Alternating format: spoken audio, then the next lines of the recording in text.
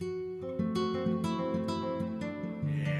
hacemos mucho en Fundar, ¿no? Decimos, bueno, se ha gastado así y en este año, por ejemplo, llevamos 2 años en los que ha habido recortes para casi todos los gastos sociales del gobierno, ¿no?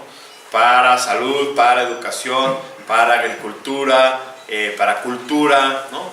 Entonces, podemos analizar el presupuesto en el tiempo, ¿no? Se está gastando menos en esas cosas y podemos decir, bueno, aquí hay algo que no está bien, ¿no? Y entonces esa es una forma de hacerlo. Otra cosa que podríamos hacer para saber si este gasto es mucho o poco es compararlo con otros países, ¿no? Donde hay buenas prácticas, ¿no? Pues, ¿cuál es el país que tiene el mejor sistema de salud público? No, pues vamos a pensar en países como Canadá o Inglaterra. ¿Y cuánto gastan? No, pues probablemente gasten el 15% del total de sus recursos presupuestarios, ¿no? En salud. Pues entonces a México le falta avanzar en ese aspecto.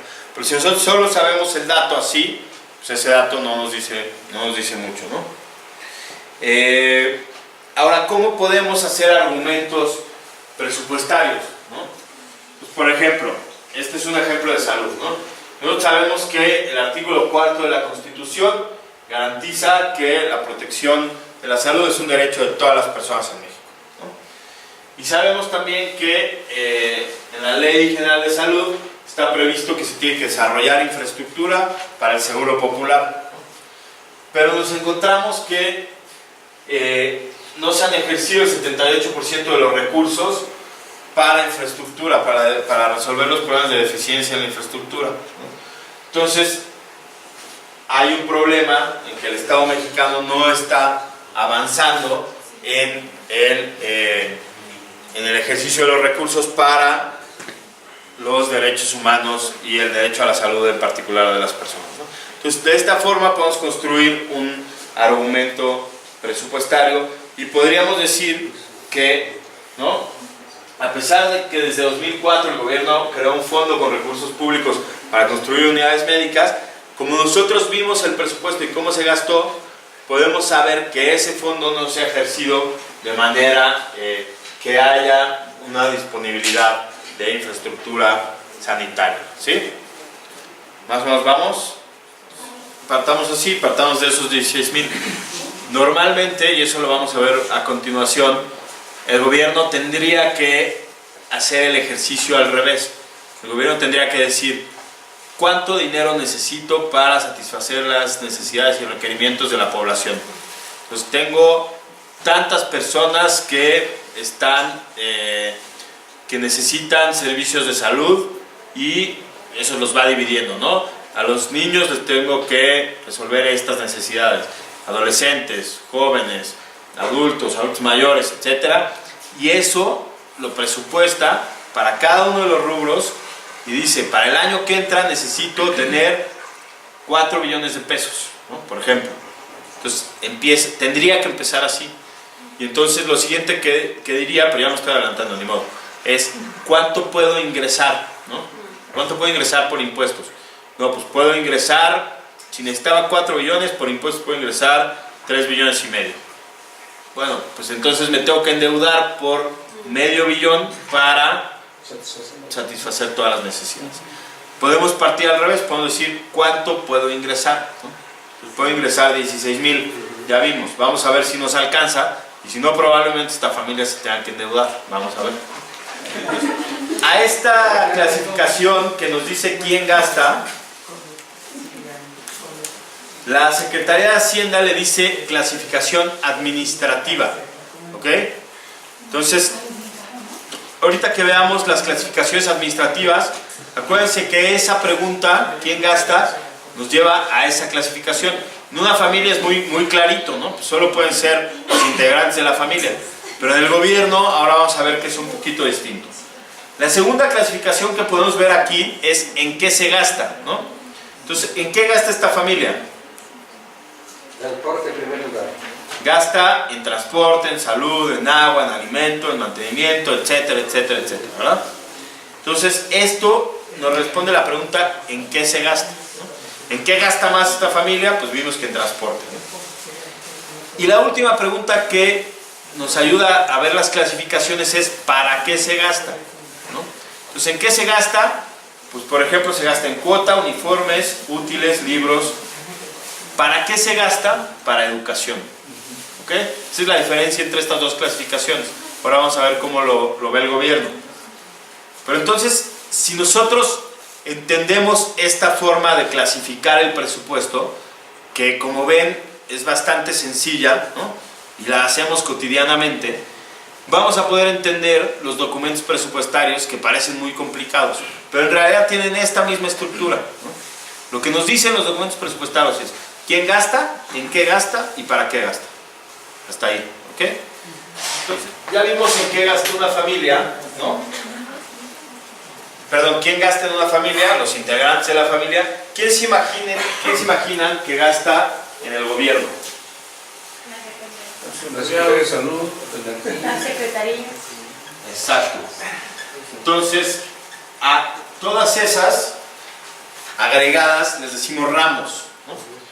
Entonces, en el gobierno gasta la Secretaría de Gobernación, la Secretaría de Salud, la Secretaría de Medio Ambiente, etcétera, etcétera, etcétera. Entonces, digamos que la primera gran agregación de quién gasta de la clasificación, esta se llama clasificación, ¿cómo? ¿Se acuerdan? Administrativa. Exactamente. Entonces, la primera son los ramos, ¿no? Esos ramos van a tener asignado un número, ¿no? Por ejemplo, la Secretaría de Gobernación tiene el número 4, el 04. ¿Sí? Cuando uno ve ramo 4, puede saber que es la Secretaría de Gobernación. O la Secretaría de Salud es el ramo 12, ¿no? O Presidencia es el ramo 2, y así. Entonces tienen 2 dígitos, ¿no? Después de los ramos vienen unas cosas que se llaman las unidades responsables del gasto. Entonces imagínense, la Secretaría de Salud recibe, como veíamos hace rato, como 400,000 millones de pesos al año. Imagínense que eso llega a una sola oficina, se vuelven locos, ¿no? Entonces, para poder administrar todos esos recursos, lo que hacen las dependencias es tener distintas unidades responsables del gasto. Entonces, por ejemplo, la K00, es una que me sé, es el Instituto Nacional de Migración. Entonces, que es parte de la Secretaría de Gobernación, pero funciona, digamos, de manera independiente su administración. Entonces, imagínense que en la familia, ¿no? Otra vez, pues digamos que una de las unidades responsables de gasto es el papá, otra es la mamá, otra es un hijo, etc., ¿no? Entonces, igual pasa en la administración pública. Y las unidades responsables de gasto tienen 3 dígitos, ¿no?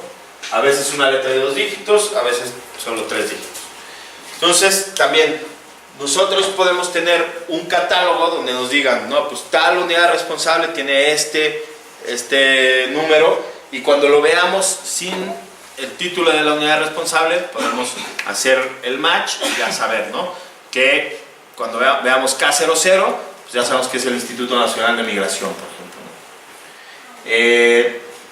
¿no? Ahora, entonces tenemos los ramos, tenemos los órganos autónomos, ¿no?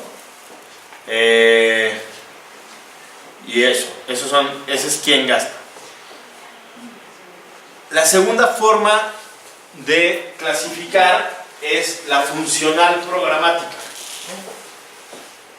Esta es para qué se gasta. ¿Se acuerdan de la familia que decíamos, no? ¿Para qué se gastaba en la familia? Para salud, para vivienda, para transporte, para educación, para servicios y para entretenimiento, básicamente, ¿no? El gobierno tiene 3 finalidades de gasto, así le dicen, 3 grandes finalidades. ¿Cuáles creen que sean? ¿Pero para qué creen que gaste el gobierno? Salud, educación, alimentación. Salud, educación, todas esas las meten en una sola finalidad. Esas se llaman funciones y las meten en una sola finalidad que se llama desarrollo social. Entonces tiene 3 grandes finalidades: desarrollo social, desarrollo económico y gobierno.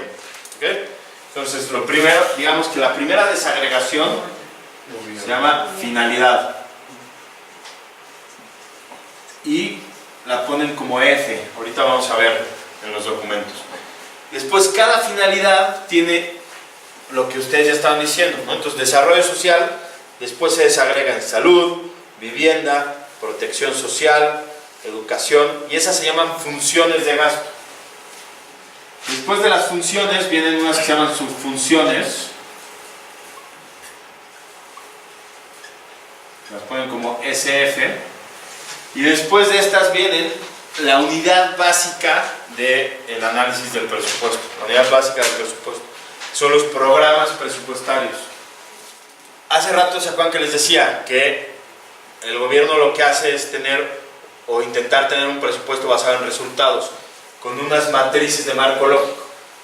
Esas matrices se hacen para este nivel, para los programas presupuestarios, ¿no? Entonces, ahorita vamos a ver cómo se va desagregando el presupuesto hasta llegar a los programas presupuestarios, que es para los que tienen más información, ¿no? Entonces, bueno. Me faltó, después de las funciones, viene una cosa que se llaman las actividades institucionales. Estas son cosas un poco técnicas, pero se las digo porque a veces, ahora vamos a ver en los documentos, de repente vemos que dice nada más PP, ¿no? O SF. Si ustedes no saben esto, pues van a decir, ¿y esto qué fregados es? ¿No? Y ya, si saben esto, pues saben que se refiere a estas formas de clasificar el presupuesto. Y luego tenemos la clasificación económica, ¿no? Que nos responde a en qué se gasta. Entonces, si se acuerdan, cuando veíamos el gasto de la familia, teníamos por un lado, ¿no?, educación, que se dividía en varias cosas, ¿no? En cuotas, ¿en qué más? Inútiles, en libros y uniformes, ¿no? Entonces, digamos que en el gobierno tenemos que la educación es la clasificación funcional, y este nivel de gasto es una que le vamos a llamar clasificación económica, y que nos va a decir en qué se gasta. Entonces, este es para qué se gasta. Entonces, esta clasificación económica tiene dos grandes formas en que se puede ver. Una es la diferencia entre gasto corriente y gasto de capital. ¿Han oído estos términos? Entonces, ¿cómo podríamos verlo en una familia? Por ejemplo, el gasto corriente de la familia, ¿cuál sería? La vivienda. Sería la alimentación, la salud, el transporte, el gasto que corre todos los días, ¿no? El gasto que es el de todos los días. Y el gasto de capital, por ejemplo, si están comprando un coche, o si están comprando un terreno o un refri, ¿no? Están haciéndose de un capital, ¿no? Entonces esa es la diferencia. Entonces, esta es una forma de verlo. La otra forma de verlo es justo la que veíamos, ¿no? Que están los salarios. Esta se llama, tipo de gasto, por tipo de gasto. Y esta otra se llama por objeto de gasto. Y entonces tenemos salarios, tenemos subsidios, Servicios materiales. servicios, exacto, transferencias, ¿perdón? Participaciones, inversión pública. Etcétera, etcétera, ¿no? Ahora, esto de acá, el tipo de gasto, se va desagregando también en distintas cosas. Entonces, lo primero es esta desagregación, ¿no? Salarios, por ejemplo. Y a eso se les llaman capítulos. Esto es demasiado técnico, pero igual está bueno que lo sepan. Después de los capítulos hay otra forma de desagregación que se llama concepto. Y después de los conceptos están las famosas partidas presupuestarias, que seguramente ustedes han oído.